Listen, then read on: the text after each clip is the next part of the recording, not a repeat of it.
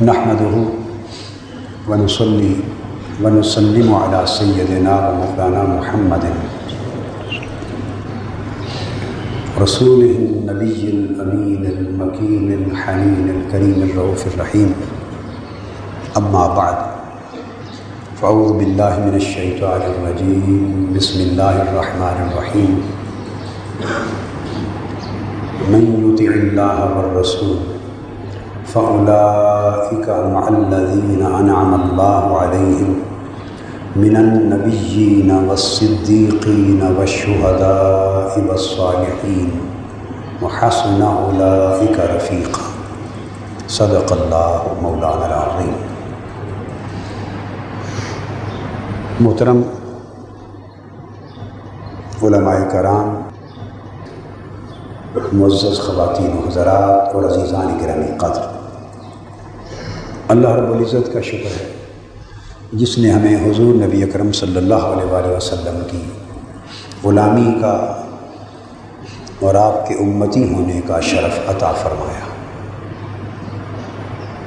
وقت تھوڑا ہے، موضوع بہت اہم ہے، اس لیے میں کسی تمہیدی گفتگو کے بغیر آج میں جتنا وقت میسر ہے موضوع کے اوپر صرف کرنا چاہتا ہوں۔ قرآن مجید کی ایک آیہ کریمہ کے مبارک الفاظ میں نے تلاوت کیے، جس میں اللہ تبارک و تعالی نے ارشاد فرمایا، جو لوگ اللہ اور اس کے رسول صلی اللہ علیہ وسلم کی اطاعت کرتے ہیں پس یقیناً انہیں اللہ کے انعام یافتہ بندوں کی معیت اور سنگت نصیب ہو جائے گی۔ یعنی اللہ اور اس کے رسول کی اطاعت کے نتیجے میں ان کو اللہ کے انعام یافتہ بندوں کی سنگت نصیب ہو جائے گی، وہ ان کی معیت میں ہوں گے۔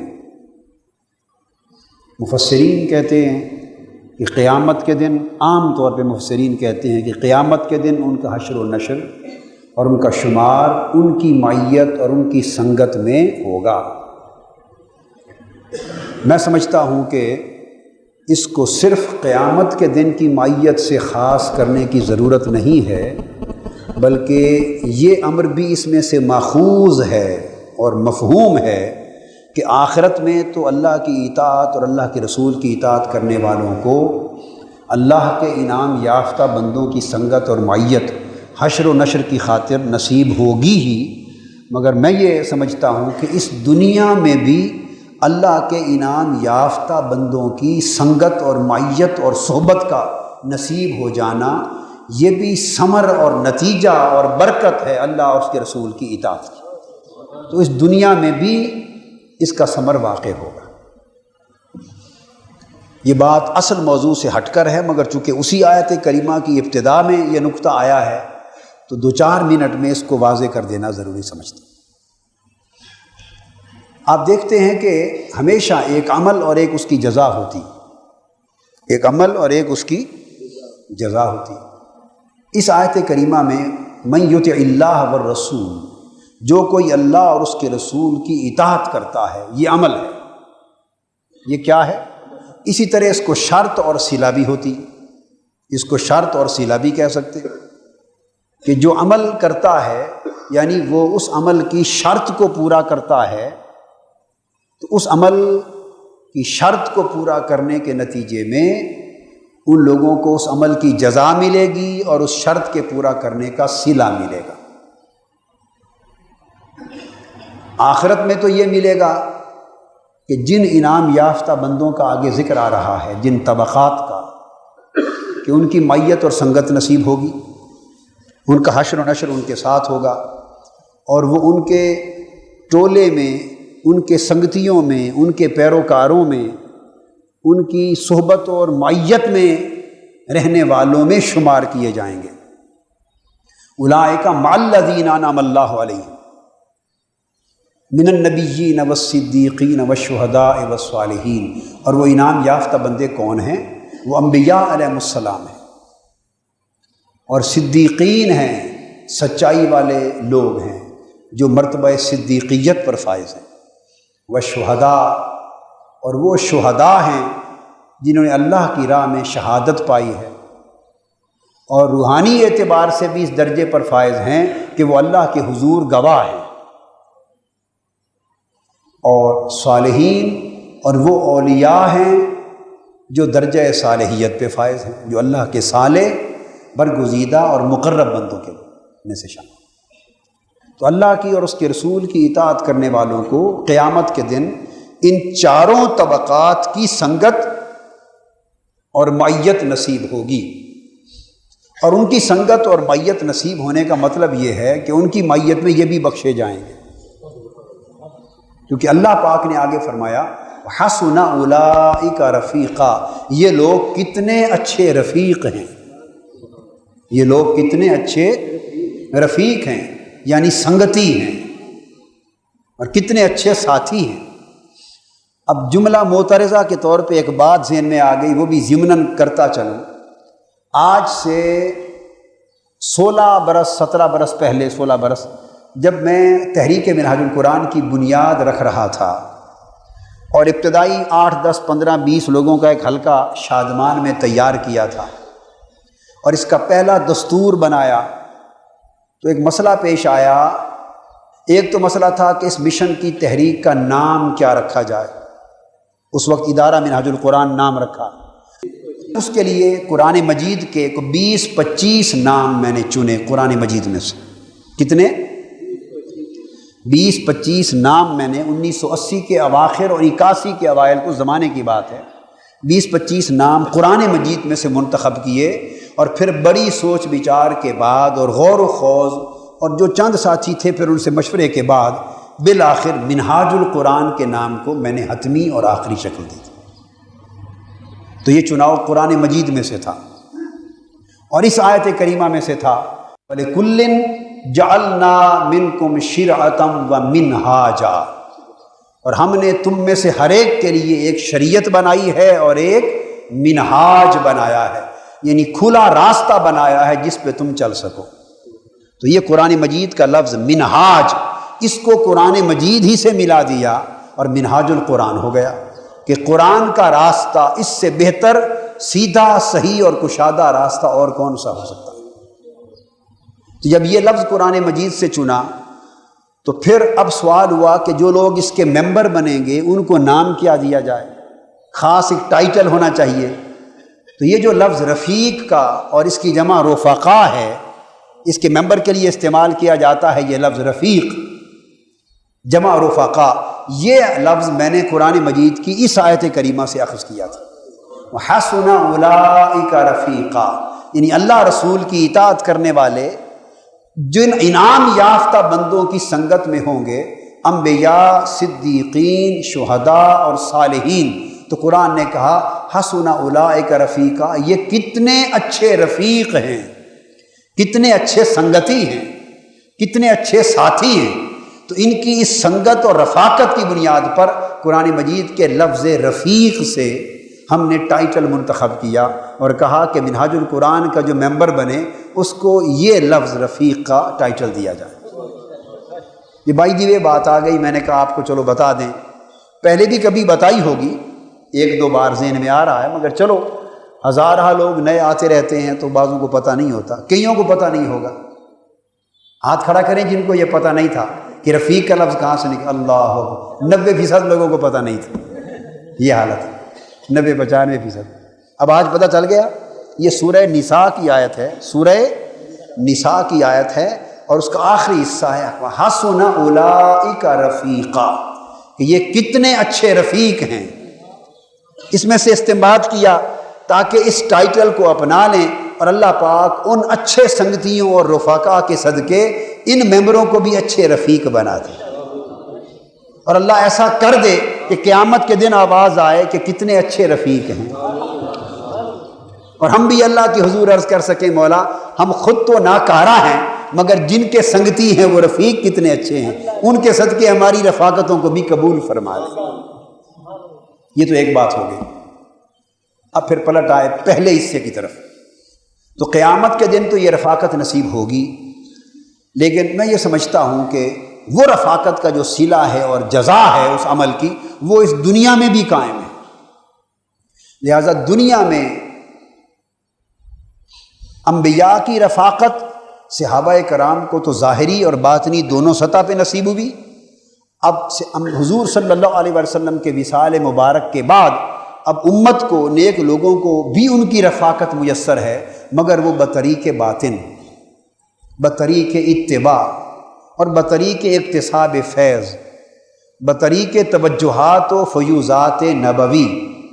حضور علیہ الصلوۃ والسلام کے توجہات اور فیوزات کے ذریعے، آپ کے توسل کے ذریعے، آپ کی شفاعت کے ذریعے، آپ کی محبت اور اتباع کے ذریعے اور آپ کی باطنی قربت کے ذریعے، یہ جو لنک ہے، اس کے ذریعے آج بھی حضور کے غلاموں کو حضور علیہ السلام کی رفاقت حاصل ہے، اور سب آقا کی کملی کے سائے کے تلے، اور آپ کی رحمت کے ذریعے آپ کی رفاقت میں ہے، تو ہر امتی آپ کی رفاقت میں ہے۔ تو اسی طرح قیامت تک باقی جو صدیقین، شہداء اور صالحین اولیاء اور عباد مخلصین، عباد مقربین و صالحین، تو اللہ پاک نے فرمایا اگر تم اللہ اور اس کے رسول کی اطاعت کرو، اس راہ پر گامزن ہو،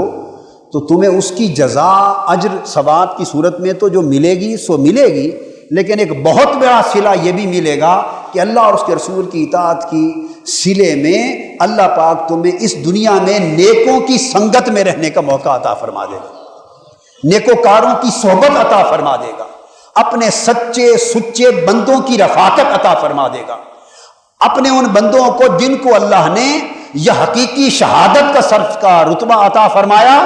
یا اس مرتبہ شہادت سے سرفراز کیا کہ جو قیامت کے دن حضور کی امت میں سے بطور گواہ کھڑے ہوں گے، تو ان شہیدوں کی سنگت عطا کی، اور حضور کی امت کے جو اولیاء اور صالحین ہیں، اللہ اور اس کے رسول کی اطاعت کرو گے تو اس کے صلے میں اللہ تمہیں صالحین اور اولیاء اور مقربین کی سنگت اور رفاقت عطا فرمائے گا۔ تو یہ رفاقت صلہ ہے اس دنیا کے لیے بھی اور اخروی دنیا کے لیے بھی، تو دونوں جگہ یہ صلہ نصیب ہے۔ اس کا مطلب یہ ہوا، یہاں ایک خاص نقطہ جو اخذ ہوتا ہے وہ سمجھانا چاہتا ہوں، وہ نقطہ تربیت ہے۔ جب یہ بات طے پا گئی کہ نیکوکاروں کی اور اللہ کے انعام یافتہ بندوں کی سنگت و رفاقت وہ صلہ کے طور پہ ملتی ہے، صلے کے طور پہ ملتی ہے اللہ اور اس کے رسول کی اطاعت کرنے کی، اللہ اور اس کے رسول کی اطاعت کرو تو اس کے صلہ اور جزا کے طور پہ تمہیں اللہ کے مقرب اور محبوب بندوں کی سنگت عطا کر دی جاتی ہے، اور یہ اتنا بڑا صلہ ہے کہ یہ اس ثواب کی جزا سے بھی کروڑہ درجے بلند ہے۔ یعنی ثوابی جزا معمولی چیز ہے، لیکن اللہ کے مقرب بندوں کی مجلس نصیب ہو جائے، صبح و شام ان کی قربت نصیب ہو جائے، ان کی سنگت نصیب ہو جائے، تو یہ اتنا بڑا صلہ ہے، اس لیے کہ پھر جو انعامات اللہ کے ان انعام یافتہ بندوں پر اتر رہے ہوتے ہیں، ان کی سنگت میں رہنے والوں کو بھی ان انعامات کا حصہ ملتا رہتا ہے۔ مالا اعلیٰ کی جو برکات، جو انوار، جو تجلیات، جو فیوزات اور جو توجہات الہیہ اور جو توجہات نبویہ ان مقرب اور نیک بندوں کو ہر وقت ان پہ اترتی رہتی ہیں اور ان کو ملتی رہتی ہیں، جو ان کی سنگت و رفاقت میں آ جاتے ہیں وہ قریب بیٹھنے والے ان فیوزات سے محروم نہیں کیے جاتے، ان کو بھی ہر فیض میں سے کچھ نہ کچھ حصہ بقدر ظرف ملتا رہتا۔ تو اندازہ کریں، ثواب تو ملا ایک جزا کے طور پہ، جس نے جتنا عمل کیا اس کا ثواب مل گیا، 10 گنا مل گیا، بھائی 100 گنا مل گیا، ارے 700 گنا مل گیا۔ ثواب کی تو ایک حد تھی، ایک حد تھی جو ہر ایک کو عمل کے مطابق مل گئی، مگر یہ اللہ اپنے ولیوں، محبوبوں، مقرب لوگوں اور نیکوکاروں کی سنگت دے دے، یہ ایک ایسی جزا ہے کہ جس کی کوئی حد ہی نہیں ہے۔ اس لیے کہ جو اس کے مقرب بندے ہیں ان پر تو 24 گھنٹوں میں دن رات اور صبح و شام لمحہ بہ لمحہ اس کی انوار و تجلیات اتر رہے ہیں، اور اگر ہر لمحہ انوار و تجلیات جو اتریں وہ ان کے رفیقوں کو بھی اس میں سے حصہ ملتا رہے، ان کے سنگتیوں کو بھی اس میں سے خیرات ملتی رہے، ان کی صحبت، مجلس اور قربت میں بیٹھنے والوں کو بھی اس میں سے کچھ نہ کچھ ہر وقت دولت نصیب ہوتی رہے، تو یہ وہ حساب ہے جس کا کوئی کتاب ہی نہیں، یہ وہ حساب ہے جس کی کوئی شمار اور کتاب بھی نہیں ہے۔ یہ بہت بڑی عظیم جزا ہے۔ مثلا اس کی میں ایک مثال دیتا ہوں. جب یہ آیت کریمہ اتری حضور صلی اللہ علیہ وآلہ وسلم پر، ان اللہ و ملائکتہ یصلون علی النبی، کہ اللہ اور اس کے فرشتے رسول پاک صلی اللہ علیہ وسلم پر درود بھیجتے، آقا علیہ السلام پر درود بھیجتے. تو صحابہ کرام نے پوچھا یا رسول اللہ، اور خاص طور پہ سیدنا صدیق اکبر رضی اللہ تعالیٰ عنہ پیش تھے، عرض کیا آقا جو میں نے ابھی بات کی اب اس کی دلیل دے رہا ہوں کہ یہ کیسے ہوتا ہے. یہ 2 دلیلیں دوں گا. تو سوال کیا آقا آپ پر اللہ کی جو نعمت اترتی ہے ہمارے حسب حال اور قدر ظرف اس میں سے ہمیں بھی حصہ کچھ نہ کچھ ضرور ملتا ہے. جو کچھ اللہ پاک آپ کو عطا فرماتے ہیں اس میں سے ہمیں بھی، چونکہ ہم آپ کے غلام ہیں تو آپ کی سنگت اور غلامی کے صدقے سے اور پیروی کے باعث ہمیں بھی اس میں سے کچھ حصہ ملتا ہے. یہ نعمت جو اللہ نے آپ کو عطا کی کہ اللہ اور اس کے فرشتے آپ پر ہر وقت درود بھیجتے ہیں، تو کیا اس نعمت میں سے بھی ہمیں کچھ حصہ ملے گا؟ اب بات کو سمجھ گئے نا کہ آپ پر تو اللہ درود بھیجتا ہے اور فرشتے بھی بھیجتے ہیں، تو کیا اللہ اور اس کے فرشتے درود بھیجیں آپ پر تو اس میں سے کچھ ہمارے ساتھ بھی یہ معاملہ ہو سکتا ہے کہ ہمیں بھی تھوڑی سی خیرات مل جائے؟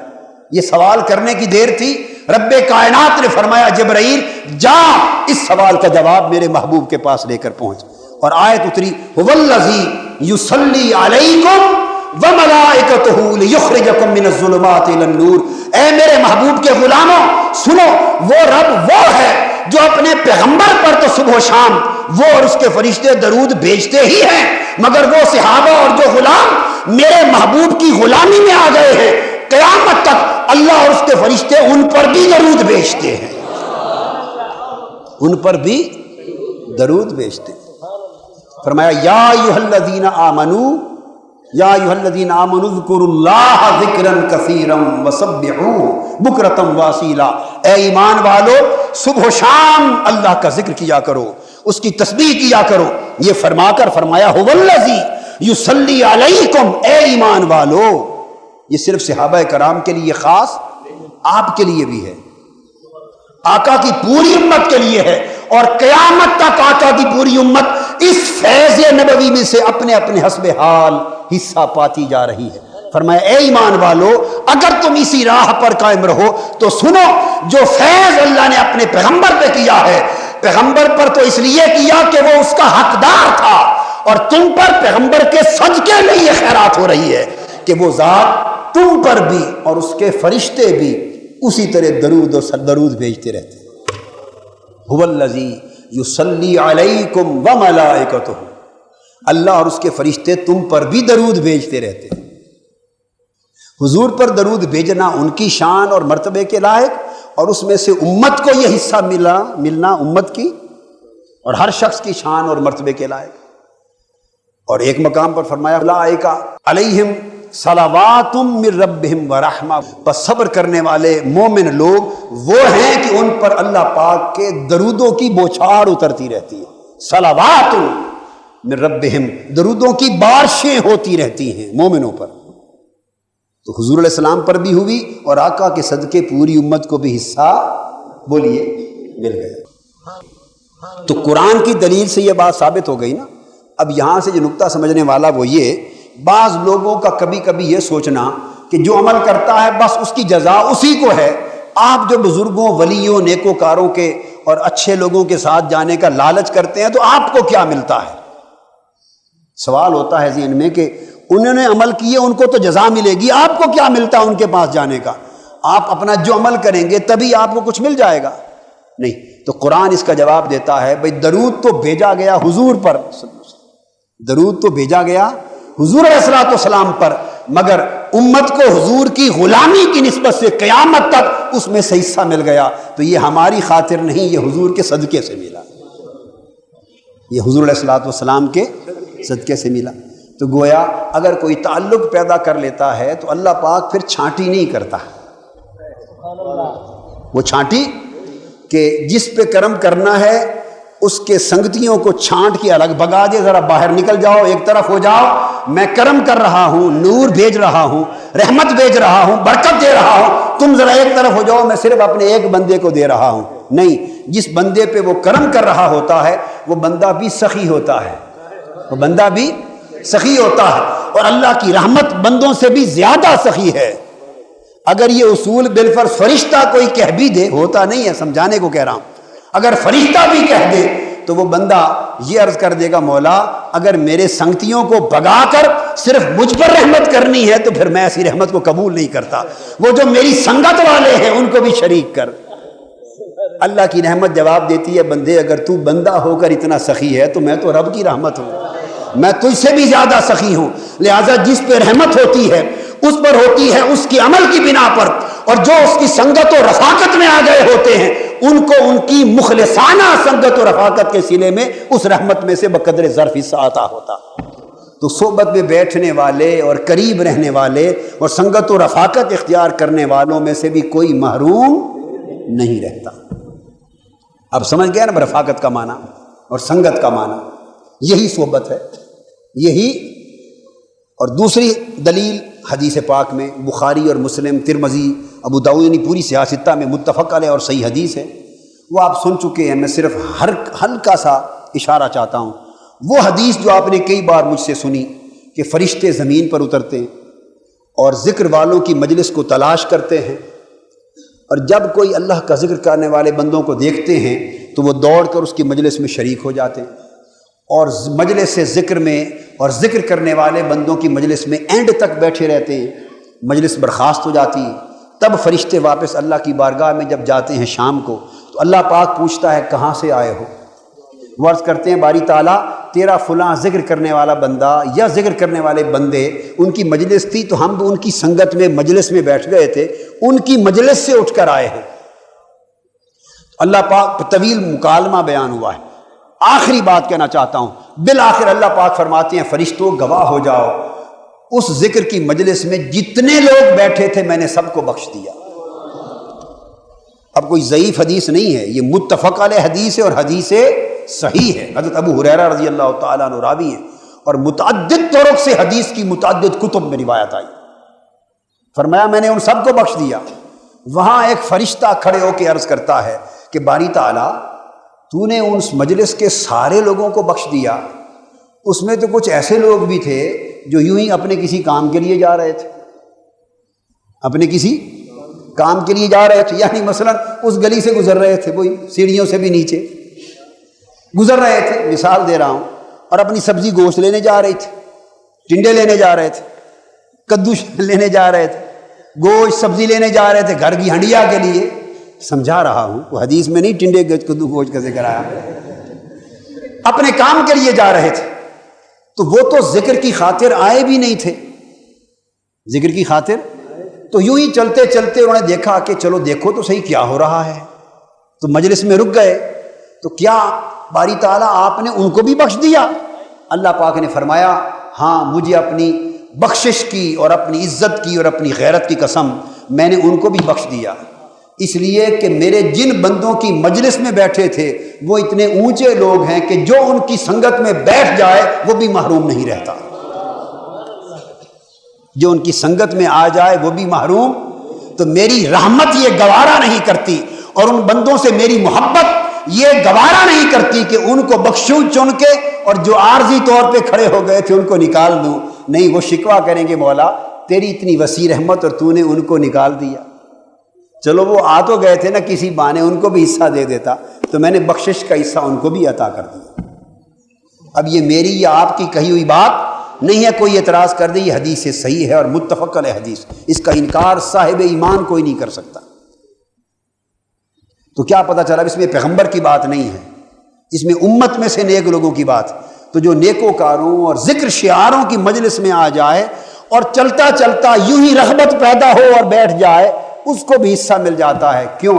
کہ اسی طرح بیٹھنے سے ہی تو ہلکا پھلکا رنگ چڑھنے لگتا ہے، ہلکا پھلکا، تو اللہ پاک محروم نہیں کرتا، اللہ محروم۔ تو یہ نقطہ ہو گیا، من یطع اللہ والرسول فاولئک مع الذین انعم اللہ علیہم من النبیین والصدیقین والشہداء والصالحین۔ تو اللہ اور اس کے رسول کی اطاعت کرنے کا صلہ، اونچا صلہ یہ ہے کہ اس کے نیکوکاروں کی، انعام یافتہ بندوں کی سنگت مل جاتی ہے، اور سنگت ان کی مل جانا اور سنگت کا برقرار رہنا یہ اتنی بڑی نعمت ہے کہ اس کا مقابلہ کوئی اور نعمت نہیں کرتی کہ لحظہ بہ لحظہ اور لمحہ بہ لمحہ ان نیکوکاروں پر جو عنایات اللہ کی ہوتی ہیں اور آقا دو جہاں کے جو فیوزات نصیب ہوتے ہیں، ان سنگتیوں کو بھی ان کے صدقے میں کچھ نہ کچھ حصہ ملتا رہتا ہے اور ان کی سیاہی دھلتی رہتی ہے اور مقدر سنورتا رہتا ہے۔ اب یہاں سے نقطہ یہ معلوم ہوا کہ جب نیکوں کی سنگت اللہ اور اس کے رسول کی اطاعت کا صلہ ہے، تو اگر آپ چاہیں کہ یہ سنگت ہمیشہ برقرار رہے، یہ چاہیں کہ یہ سنگت و رفاقت اور معیت ہمیشہ برقرار رہے، تو اس کے برقرار رکھنے کا راز یہ ہوگا کہ تم نیک عمل بھی ہمیشہ جاری رکھو گے۔ اگر اللہ رسول کی اطاعت اور وہ نیک عمل جس کے صلے میں یہ سنگت ملی، اگر اس سنگت کو قائم و دائم رکھنا چاہتے ہو تو نیک اعمال اور اعمال صالحہ کو بھی قائم اور دائم رکھنا پڑے گا۔ اگر وہ چھوڑ دیے تو اس کے صلے کی سنگت بھی بولیے چھوٹ جائے گی۔ یہ لازم و ملزوم ہے، وہ قائم رکھیں، یعنی یوں ہے کہ اگر چاہو کہ دیا جلتا رہے تو تیل ڈالتے رہیں گے، سادہ سی بات، تیل نہ ہو تو دیا جلتا نہیں ہے، مگر جب جل پڑے تو یہ نہ سمجھ لینا میں بڑے پتے کی اور راز کی بات سمجھا رہا ہوں، ایک بار دیا جل پڑے اس مغالطے میں نہ پڑ جانا کہ اب جل پڑا ہے، اب تیل کی کیا ضرورت، اب تو جل پڑا، نہیں، اس کا جلنا جیسے شروع میں تیل کا محتاج تھا، اسی طرح اس کا جلتے رہنا بھی تیل کا محتاج ہے۔ اگر چاہو کہ جلتا رہے اور اس کی شعاعیں اپنی پوری قوت اور آب و تاب کے ساتھ برقرار رہیں تو تیل ختم نہ ہونے دینا، تیل ڈالتے رہنا۔ تو نیک عمل کا تیل، شب بیداری کا تیل، اللہ اللہ کا تیل، ذکر اذکار کا تیل، اللہ کی اطاعت و محبت کا تیل، اس کی معرفت کا تیل، حضور کے عشق اور اتباع کا تیل، صالحیت کا تیل، گریہ و زاری کا تیل، تقوی اور طہارت کا تیل، روحانیت کا تیل، تعلق باللہ کا تیل، ربط رسالت کا تیل، صدق اور اخلاص کا تیل، یہ سارا تیل کی ایک شکل ہے، مختلف نام ہیں، یہ ڈالتے رہو گے تو لو جلتی رہے گی، روشنی ہوتی رہے گی۔ جس دن یہ تیل ختم ہوا تو جلتی ہوئی لو بھی بجھ جائے گی۔ کبھی دیے ٹمٹمانے لگ جاتے ہیں نا، تیل کم ہو جاتا ہے، تیل کم ہو جاتا ہے۔ یہ بات بڑی نکتے کی ہے، لہٰذا دونوں چیزیں لازم و ملزوم ہیں کہ نہ سنگت نیکوں کی نیک عمل کے بغیر ملتی ہے اور نہ نیک عمل کے کٹ جانے سے سنگت برقرار رہتی ہے۔ دونوں چیزوں پہ توجہ کرنی چاہیے۔ سو جن کو سنگت ملی وہ بھی اللہ کی نعمت، اللہ کی جب نعمت مل جائے تو نعمت ایک آزمائش بھی ہوتی ہے، ڈرتے بھی رہنا چاہیے اللہ سے کہ مولا جو نیک سنگت دی ہے یہ برقرار بھی رکھنا، اور اسے برقرار رکھے، وہ چھن بھی سکتی ہے، وہ شیطان آ جائے گا درمیان میں، نفس حملہ کر دے گا، شیطان وسوسہ اندازی کر دے گا، اس تعلق کو کمزور کرنے کے لیے ذہن میں فتنے ڈال دے گا، وہم ڈال دے گا، وسوسے ڈال دے گا، جس وہم اور وسوسے سے وہ تعلق کا دھاگا کمزور ہوتا چلا جائے گا اور وہم کرتا کرتا انسان اس کی بنیاد پہ توڑ بیٹھے گا، بس وہ توہمات، وہ فتنہ، وہ شر، وہ وسوسے جو ہی تعلق کو توڑیں گے تو جو نعمت ملی تھی وہیں چھن جائے گی۔ تو نعمت ملنا بھی اللہ کی رحمت اور اس کا برقرار رہنا بھی اللہ کی، لہٰذا اس کو برقرار رکھنے پر بھی محنت کرنی چاہیے، اللہ سے ڈرنا چاہیے۔ یہ دو نکات تھے جو آیت کریمہ کی ابتدا اور انتہا کے حوالے سے واضح کرتی ہے۔ اب آگے آتے ہیں نفس مضمون کی طرف۔ اللہ پاک نے فرمایا کہ یہ نعمت اللہ پاک عطا کر دے گا کس شکل میں کہ اللہ کے جو انعام یافتہ بندے ہیں وہ ہیں انبیاء، صدیقین، شہداء اور صالحین، ان کی معیت نصیب ہو جائے گی۔ اب یہ معلوم ہوا کہ اللہ پاک نے ان چار طبقات کو انعام یافتہ بندوں کے طبقات قرار دیے، اللہ کے انعام یافتہ بندے، چار طبقے۔ اس سے پتہ چلا کہ اللہ کے حضور سب سے بڑی چوٹی کی نعمتیں چار ہیں۔ انبیاء اگر انعام یافتہ ہوئے تو گویا سب سے اونچی نعمت کون سی ہوئی؟ نبوت۔ انبیاء کس نعمت کے باعث انعام یافتہ ہوئے؟ نعمت نبوت کے باعث، تو نبوت سب سے بڑی نعمت۔ صدیقین، پھر یہ انعام یافتہ ہوئے اللہ کے سچے اور سچے بندے، سچائی والے لوگ، تو پھر نعمت کون سی ہوئی؟ صدیقیت۔ صدیقیت سچائی، سچا پن اور صدق و صداقت اللہ کے تعلق میں، بندگی میں، تو یہ دوسری نعمت ہوئی صدیقیت۔ تیسرا طبقہ انعام یافتہ بندوں کا ہوا شہداء، تو نعمت ہوئی شہادت۔ کیا ہوئی؟ شہادت۔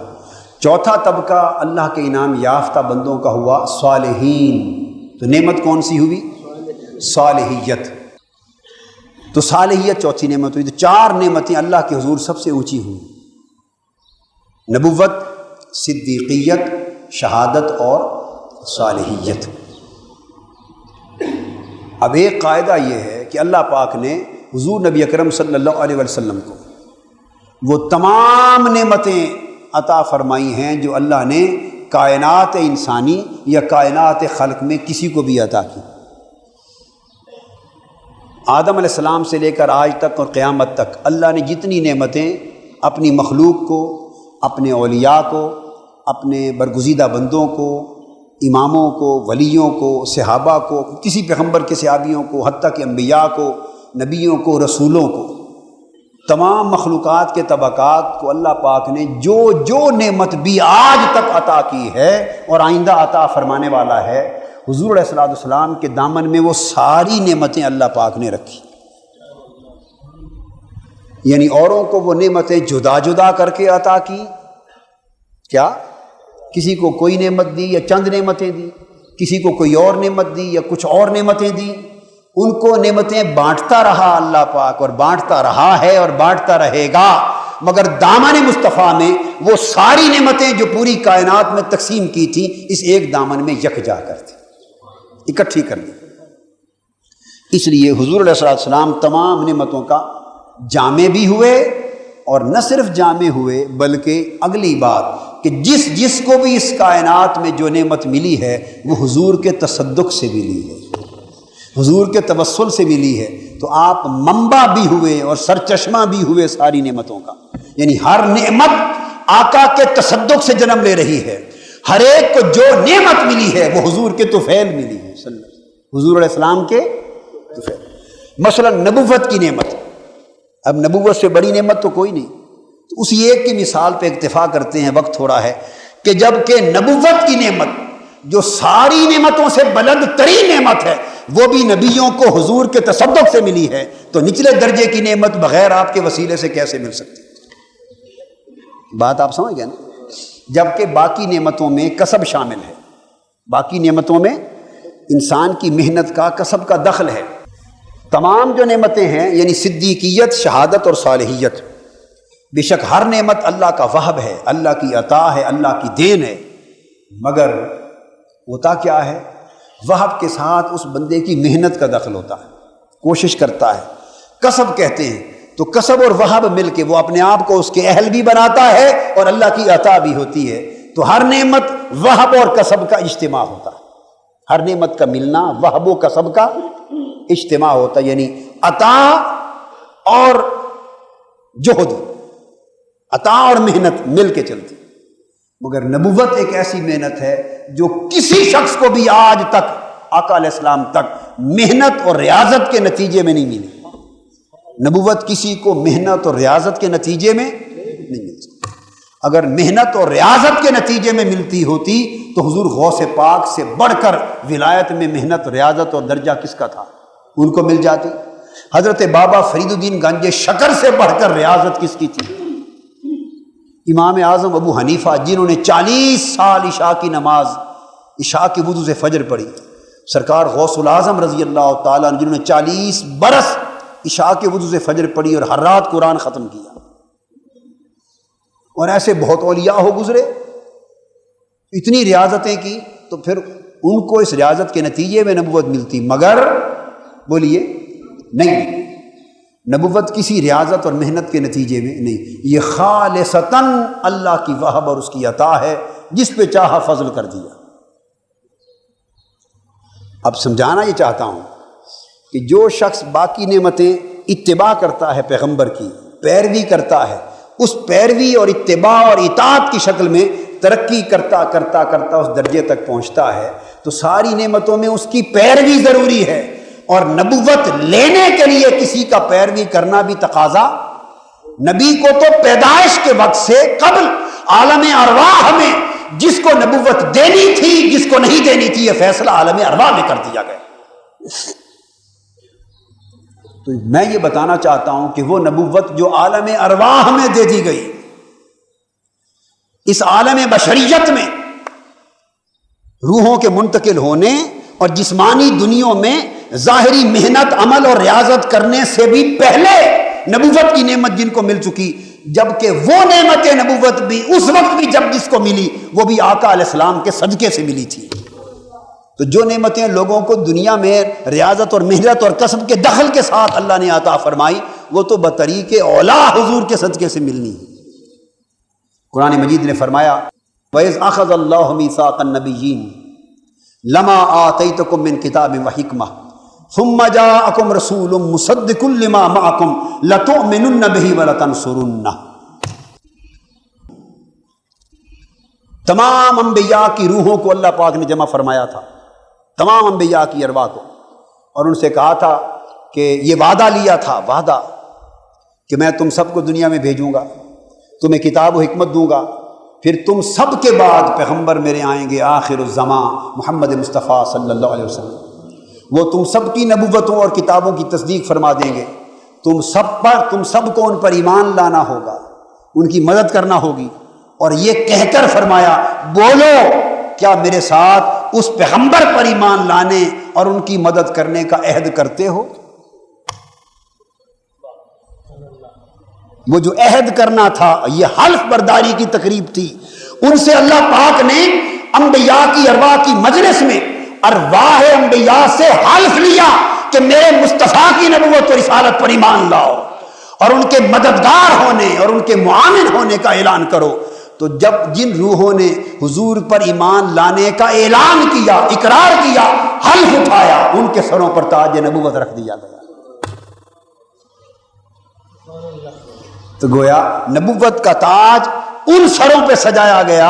جنہوں نے اس بشری دنیا میں آنے سے پہلے عالم ارواح میں حضور کی نبوت پر ایمان کا حلف اٹھایا تھا۔ تو گویا نبوت کی نعمت حضور کے صدقے سے ملی یا نہیں؟ قرآن بتا رہا ہے۔ اور امام قسطلانی نے المواہب اللدنیہ میں اس مقام پر یہ حدیث روایت کی ہے کہ اس مقام پر اچانک ایک نور چمکا، اس نور نے تمام انبیاء علیہ السلام کی ارواح کو، روحوں کو اپنے گھیرے میں لے لیا،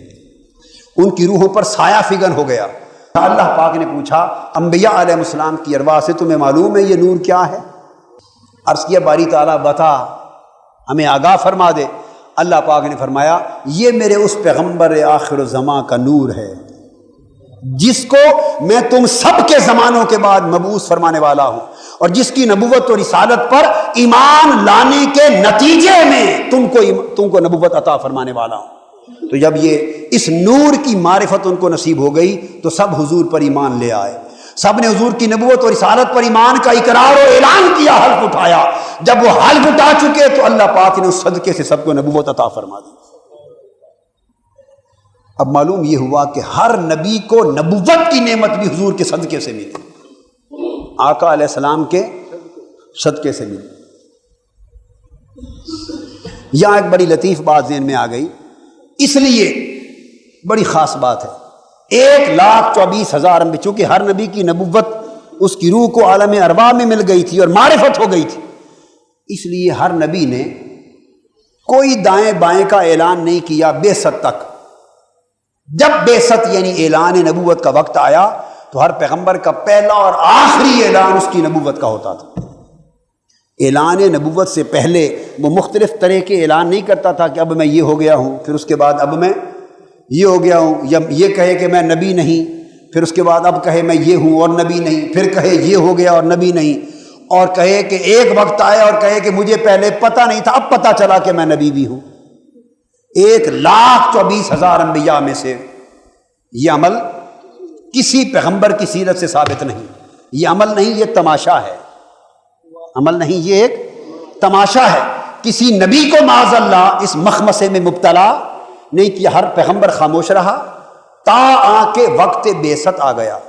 اور جب اعلان نبوت کا وقت آیا، امر آیا، تو پیغمبر نے ڈائریکٹلی پہلی بار ہی نبوت کا اعلان فرما دیا۔ تو 1,24,000 انبیاء کا طریقہ تو ایک ہی رہا، تو پتہ چلا کہ اعلان نبوت کا بھی طریقہ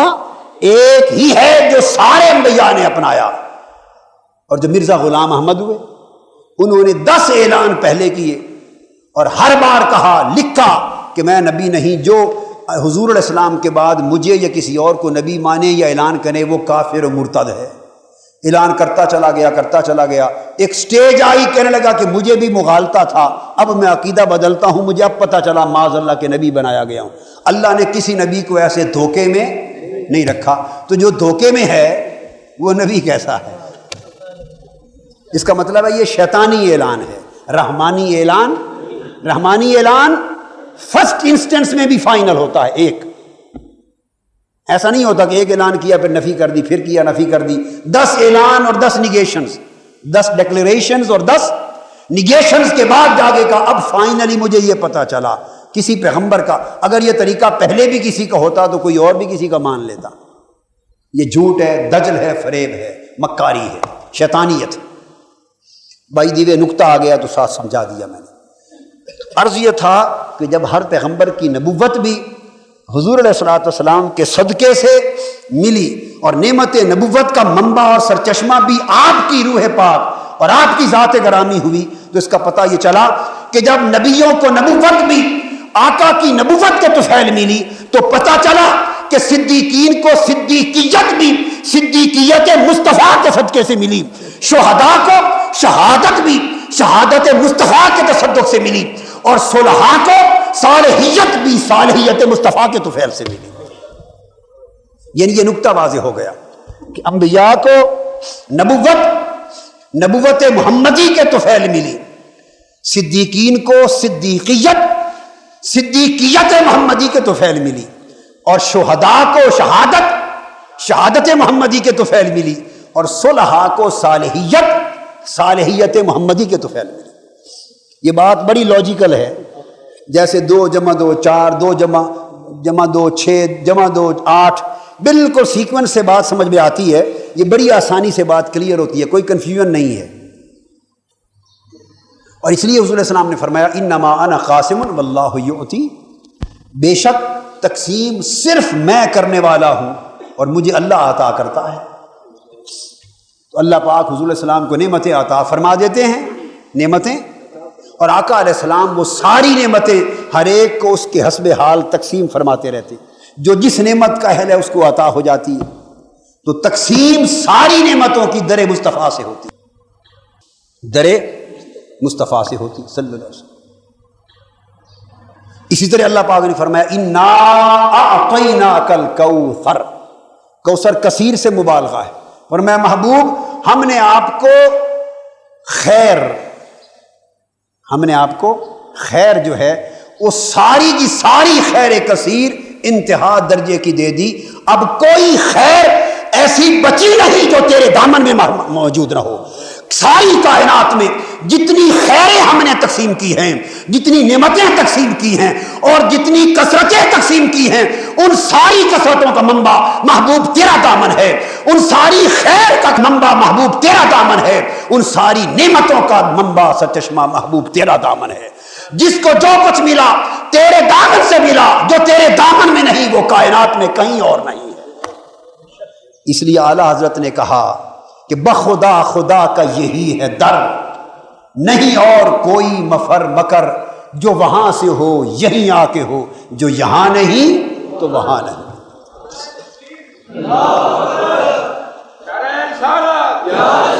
جس کو جو کچھ ملا، جو نعمت، جو خیر، جو فضل، جو فضیلت، جو درجہ، جو رتبہ، جو عنایت، جو کرم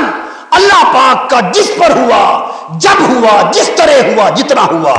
وہ سارے کے سارے کا منبع سرچشمہ دامن مصطفیٰ ہے، روح مصطفیٰ ہے، بارگاہ مصطفیٰ ہے، وجود مصطفیٰ ہے، اور حضور علیہ السلام ہی کا تصدق ہے جو ساری کائنات میں بٹ رہا ہے۔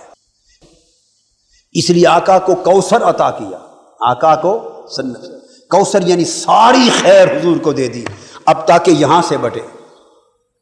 اب یہ بات سمجھ میں آ گئی کہ جب نبیوں کو نبوت حضور کے صدقے سے ملی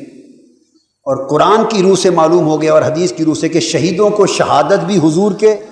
دامن سے نصیب ہوئی صدقے سے، اور صالحوں کو صالحیت، صالحین کو بھی حضور کے دامن اور آپ کے صدقے سے ملی، اور صدیقوں کو صدیقیت بھی حضور کے صدقے سے ملی، تو تبھی کچھ مل سکتا ہے نا جب وہ سارا کچھ دامن مصطفیٰ میں خود موجود ہو، سب کچھ حضور کے دامن میں ہو تو تبھی دے سکتے ہیں نا، اور جو چیز آقا کے دامن میں خود نہ ہو وہ کسی اور کو دے سکتے ہیں۔ اب یہ نقطہ پھر ایک مثال سے سمجھاتا ہوں، بلا تشبیہ و بلا مثال سمجھنے کے لیے۔ مثلا آپ ایک سبزی کی دکان پہ چلے جائیں،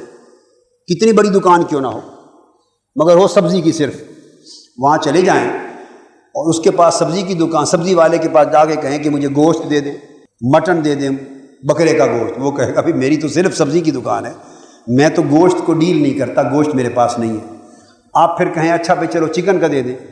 وہ کہے گا بھائی میں صرف سبزی ڈیل کرتا ہوں، میرے پاس اور ہے ہی کوئی نہیں۔ اچھا آپ کہیں ایک آٹے کا توڑا دے دیں، بڑی قلت ہے آج کل، آٹا ہی دے دیں، وہ کہے گا کہاں سے دے دوں، میرے پاس خود آٹا ہے نہیں، میں تو سبزی کی دکان ہے۔ پھر آپ کہیں گے اچھا مجھے جوتا دے دیں، اٹیلین جوتا دے دیں انگلش، وہ کہے گا اللہ کے بندے۔ پھر آپ کہیں مجھے ملک شیک دے دیں، الغرض جو آپ کے جی میں آئے وہ آپ کو کہیں گا آپ پاگل ہیں، میری دکان صرف سبزی کی ہے اور میرے پاس سوائے سبزی کے اور کچھ ہے نہیں، تو میں کیا دوں۔ اسی طرح اگر آپ گوشت کی دکان پہ قصاب کے پاس جائیں گے تو سوائے گوشت کے کچھ اور نہیں مل سکتا۔ پھر آپ کیا کرتے ہیں، کسی بڑے سٹور پر جاتے ہیں، اب تھوڑے تھوڑے سٹور اب لاہور میں پاکستان میں کھلنے لگ گئے ہیں، جس کا تصور یہ ہے کہ ایوری تھنگ انڈر سنگل روف، ہر چیز ایک چھت کے نیچے ملتی ہے۔ وہ پہلے ایک راحت بیکری ہوا کرتی تھی چھوٹی سی کینٹ ایریا میں، تو یہ ایک کنسیپٹ ہے جو ویسٹرن ورلڈ میں تھا، اب یہاں آیا ہے کہ آپ کو ہر ضرورت کی چیز وہاں مل جائے، سبزی بھی مل جاتی ہے، کپڑے بھی مل جاتے ہیں۔ پہلے میں نے جتنی چیزیں گنی تو جو ایک ایک آئٹم کو ڈیل کرنے والا دکاندار ہے، جو پہلا طریقہ تھا ہمارا دیسی پاکستانی، اس حساب سے کوئی آپ مختلف چیزیں جا کے ایک دکان سے پوچھیں تو پاگل لگتا تھا آدمی۔ اب پاگل پن ختم ہو گیا، یعنی ڈپارٹمنٹل سٹور آ گئے، جامع سٹور ہیں کہ اس کا تصور کیا ہے کہ ہر چیز یہیں مل جاتی ہے۔ تو جوتے کا تسمہ بھی مل گیا، ٹوپی بھی مل گئی، اور کار کی بکنگ بھی وہی ہو جاتی، آپ بکنگ کروائیں اور کار بھی لے لیں، سائیکل بھی شاید مل سکے، گھی بھی مل جائے، تیل بھی، مرچ مسالہ بھی، سب کچھ مل جاتا ہے۔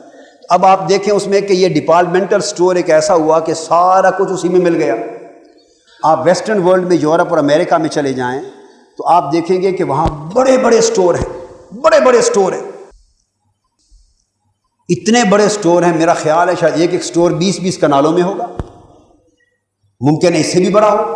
40, 50, 60 کنالوں میں ہوگا۔ مال کہتے ہیں اس کو، بعض اوقات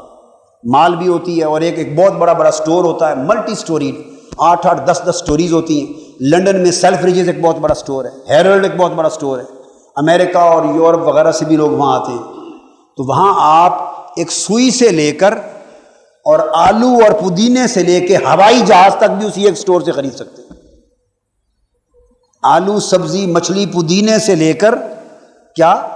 ہوائی جہاز تک بھی وہاں سے آرڈر پلیس کریں اور آپ کو مل جائے، اور کاریں ماریں تو یہ کھڑی ہوتی ہیں وہاں اندر، تو مختلف آئٹم ہیں، ہر چیز دنیا کی مل جاتی ہے۔ تو اب یعنی ایسے سٹور آ گئے،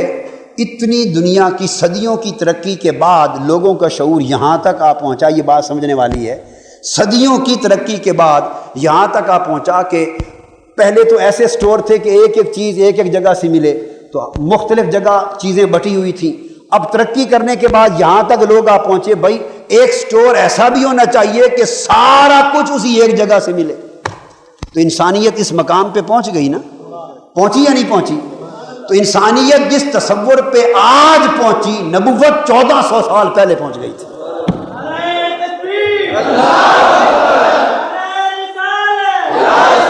نبوت اس مقام پہ پہلے پہنچ گئی تھی کہ آدم علیہ السلام سے لے کے عیسیٰ علیہ السلام تک ہر نبی اور ہر پیغمبر کی نبوت گویا نعمتوں کے اس سٹور کی مانند تھی کہ اس ہر پیغمبر کی نبوت کا جو نعمتوں کا سٹور تھا، ان کی امتوں کو اور انسانیت کو 1, 2, 3, 4, 5, 10, 15 نعمتیں جن کو وہ ڈیل کرتے تھے اپنی امت اور اپنے دور کے انسانوں کے لیے، وہ ملتی تھی۔ اور کسی ایک بھی سٹور پر جو اس پیغمبر نے اللہ کی نعمتوں کا کھولا تھا امر الہی سے، اس میں ساری چیزیں نہیں، ریلیونٹ چیزیں ملتی تھیں۔ وقت گزرتا گیا، انسانی شعور ترقی کرتا گیا، اور نبوت اور رسالت بھی ترقی اور وسعت اور جامعیت کے مرحلے طے کرتی چلی گئی، تا آ کے جب بعثت مصطفیٰ کا وقت آیا تو رب کائنات نے فرمایا کہ میں نے 1,24,000 یا کم و بیش سٹور اپنی نعمتوں کے، فضیلتوں کے، رحمتوں کے، برکتوں کے، آسمانی اور روحانی عنایات کے اپنی پیغمبر کی نبوتوں کے ذریعے ایسے کھولے تھے کہ مختلف جگہوں سے مختلف نعمتیں ملتی تھیں۔ اب وقت آ گیا ہے چونکہ آخری پیغمبر آ رہا ہے، اور اس پیغمبر کے بعد قیامت تک کوئی اور نبی اور رسول نہیں آئے گا، یعنی اب آسمانی نبوی سٹور کوئی نہیں کھلے گا، آخری سٹور کھل رہا ہے۔ فرمایا ہے میرے محمد مصطفیٰ تیری ذات کو ایسا جامع مانے ہماگیر بناتے ہیں کہ اب قیامت تک جو شخص جس نعمت کا طالب ہو تیری چھت کے نیچے مل جائے۔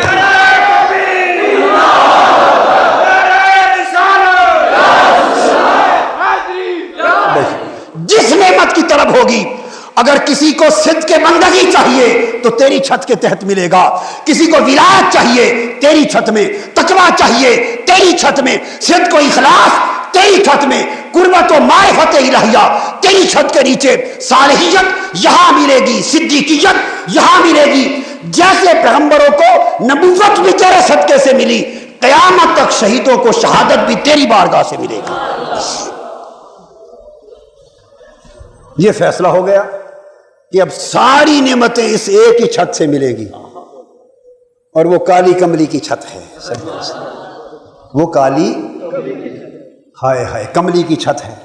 سب کچھ یہیں سے ملے گا۔ فیصلہ فرما دیا، چونکہ اب نہ کوئی اور نیا نبی آنا تھا،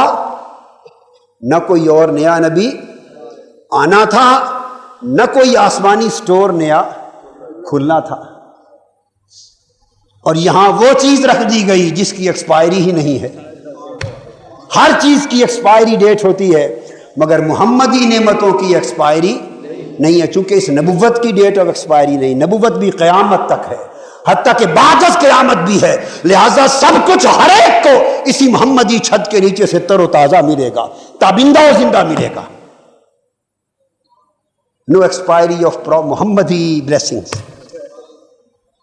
آقا علیہ السلام کی نبوت و رسالت کو اتنا عظیم بنا تھی۔ اب یہاں سوال پیدا ہو رہا تھا کہ ہر نعمت تو یہاں نظر آ رہی ہے، نبوت بھی نظر آ رہی ہے، صالحیت بھی، صدیقیت بھی، ولایت بھی، تقویٰ بھی، قناعت بھی، صبر بھی، اخلاق بھی، سخاوت بھی، ہر نعمت نظر آ رہی ہے، اور سمجھ میں آ رہا ہے کہ ہر ایک کو آقا سے ملا، لیکن شہیدوں کو شہادت بھی اگر حضور کے صدقے سے ملی تو حضور خود تو شہید نہیں ہوئے، تو شہادت کیسے ملی؟ خود تو شہید نہیں ہوئے تو پھر شہادت کیسے ملی؟ یہ ایک سوال تھا کہ شہداء کو شہادت کی نعمت بھی اگر حضور کے صدقے سے، حضور کے دامن سے، آقا کے تصدق سے اور آقا کی بارگاہ سے ملی، تو نعمت شہادت خود حضور کی ذات میں تو دکھائی ظاہراً نہیں دے رہی، تو یہ نعمت کیسے ملی؟ یہ ایک سوال تھا۔ 10 محرم الحرام کی شہادت حسین اس سوال کا جواب تھا، اس سوال کا جواب تھا۔ اب 2 بج گئے، اب یہاں سے مضمون کا اگلا حصہ شروع ہو رہا ہے کہ یہ جواب کیسے بنا؟ شہید تو حضرت امام حسین ہوئے، اور شہادت محمدی کیسے بن گئی؟ یہ سوال ہے۔ اب یہاں سے انشاءاللہ اگلے جمعۃ المبارک کو موضوع کو شروع کریں گے انشاءاللہ۔ وما علینا